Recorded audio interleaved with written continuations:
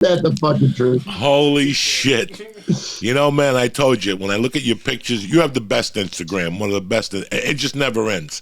Thank you. Not the Instagram, the Twitter. I follow you. I think I got you on Instagram, but Twitter, you are fucking hilarious on there. The food, the kids, the yelling. Yesterday, you were yelling off the top of your lungs. I'm like, this fucking guy is never going to die. He's been yelling like that for 40 fucking years. Wild. It's wild. Listen, I mean, with the that's my son's best friend, Harrison, that cooks the food. And it's so easy. Instead of ordering out or instead of, deciding what I'm going to eat for the day, it's right in front of me. And I can pick and choose from, let's say, the chicken meatballs or the ground turkey stuffed in peppers or the salmon or the shrimp or veggies. So it gives me a lot of choices. And then, I'm so motivated right now. It's crazy, Joey. I'm up at 4 a.m. waiting for the fucking crack of dawn. I go downstairs, have a cup of coffee. I have my banana and my shoes are on and I'm just waiting to walk out the fucking door. And it's like a slow jog into a sprint, into a fast walk. So I either do a 6.1 mile per day or 10.8 a day. And, now I'm in a groove. I've done over like 213 miles, and I did a 10.8 this morning, like it was butter. And now it's much easier because when we had that heat wave, I'm waking up at 4 a.m. It's fucking 90 degrees. So the minute I go outside, I'm sweating my fucking dick off, and I put the Glide on so my ball sack doesn't get rubby or my thighs don't get rubby, and I'm ready to roll. And it's great because it sets my day, the entire day. Like the 10.8 miles takes me about 2 hours and 45 minutes. And then the 6 takes me, like about an hour 30. But, it just cleanses me. So anything that's on my mind, any negative energy, anything that's really bothering me in my gut, whether it's my family, my kids, my wife, my father, business, whatever it is, I get it out in a positive way instead of stuffing it, or I used to use the carbs or the sugar or the marijuana, and then that would get me in a fog where I would have to constantly either smoke or do the carbs or do the sugar to keep that level up, or the caffeine. Like, I'll be honest with you, the main thing I miss the most is unlimited coffee. Like, I drink a Starbucks French roast, so I only am allowed 3 a day. One at 4 a.m, one right after the run, and then one right with my eggs. And I miss that. I'm telling you, I love my caffeine high. I love that coffee. I was drinking like 10 to 12 cups a day. Now I'm down to 3. So, but it's a different lifestyle. I'm trying to do a 1-year transformation. I want to go down to between 150 to 155 pounds, which then that'll give me ability to run marathons at will under 4 hours like it's butter. And I'm going to try to do a triathlon, not the full triathlon, but it's like a 13-mile run. It's a 1-mile swim, and then it's like 40 miles on the bike. And that would be my ultimate goal, to do that, because that's the one thing that's on my bucket list that I never actually did. So, but again, I'm just looking for 12 months of just clean, sober abstinence. When I say clean, sober abstinence, I mean no sugar, limited carbs, no cakes, cookies, ice cream, and then no marijuana. And then it's so much easier to live, to be honest with you, because, look, we know I still got a tremendous amount of problems. Still fight with my wife every fucking day, fight with my kids every fucking day, never a smooth day ever. That's not life. Life is problems and how, you really handle the fucking problems. So basically, I'm in a good groove right now, and I'm handling the problem so much easier. I'm not overreacting. I'm not, verbally abusing people, because like my first thing when I do my walk is, when I start the day is I pray. And I say, please, God, give me the strength to be abstinent from my compulsive overeating, my gambling, my drug addiction, my sexual behavior, my abusive language, my compulsive spending, and my selfishness. So I'm like, I have 8 fucking addictions, and it's probably the reason I haven't killed myself, because I have a little of everything. So I never really had just that one that I would fucking be, freebasing in the fucking corner, fucking whores, and I'd be dead already. So I had a little of all the evils, And then when I'm on the straight and narrow, a lot of people say, Stu, do you miss it? I'm like, fuck no. It's so much harder to fucking smoke a half ounce of pot a day, roll 7 blunts, do an 8-ball, and still have to act like I'm a fucking human. You know what I'm saying? Say hello to everybody, do what I got to do. So it feels good to be healthy. It's going on 7 weeks right now, so I don't have that phenomenon of craving where, let's say the first 4 weeks, I'm jonesing, like every day. I'm just holding on for dear life. The first 2 weeks, nobody in my family spoke to me because I'm motherfucking everybody. I'm like, get the fuck away from me. What'd you say to me? They're like, Dad, I didn't say anything. And the only person that can give me pure joy where there's no bullshit is my dog. Dog is unconditional love. Hug it out with the dog. Dog could lick its ass for 10 minutes and I let it lick my face. I'm tonguing the dog. I don't give a fuck. It's my dog. So, but I'm in a good place, thank God. And we're gonna fucking roll from there. And I'm coming I normally crash right now coming into the regular season, my busy season, which is September through March. And I normally have to lose weight, stop smoking pot, get off the sugar, get off the carbs. And it's like, it's a rat race. Like I can't do it because once the season starts, it's just too stressful. But now at least I'm coming in with I'll come in with almost 10 weeks under my belt and I feel positive that everything's going to flow.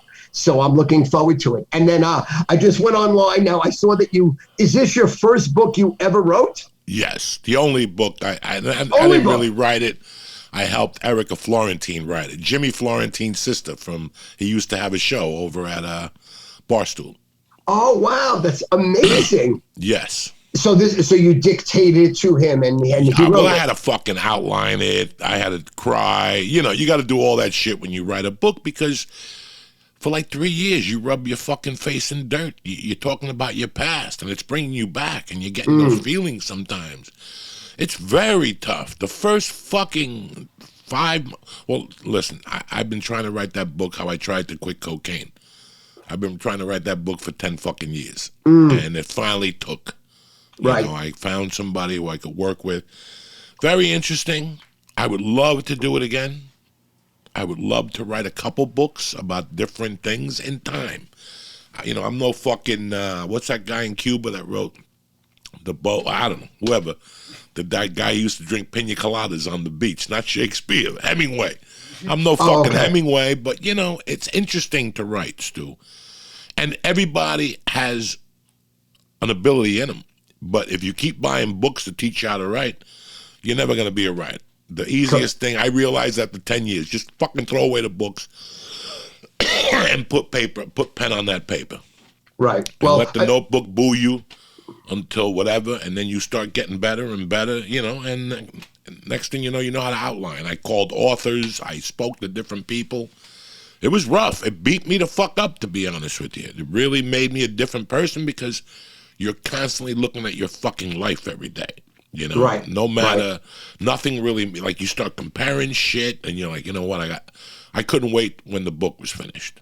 And the funny thing was that I had all the early stuff. As a pot smoker, it makes you laugh because now you see the effects of marijuana, which I'm not complaining about. But the book was very simple. From my coming from Cuba to me, about 2000 was when the book got fucking difficult because I don't remember nothing.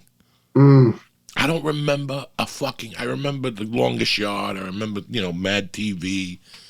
But what was going on, there was so much going on. Plus, there was so much cocaine in my world at that time.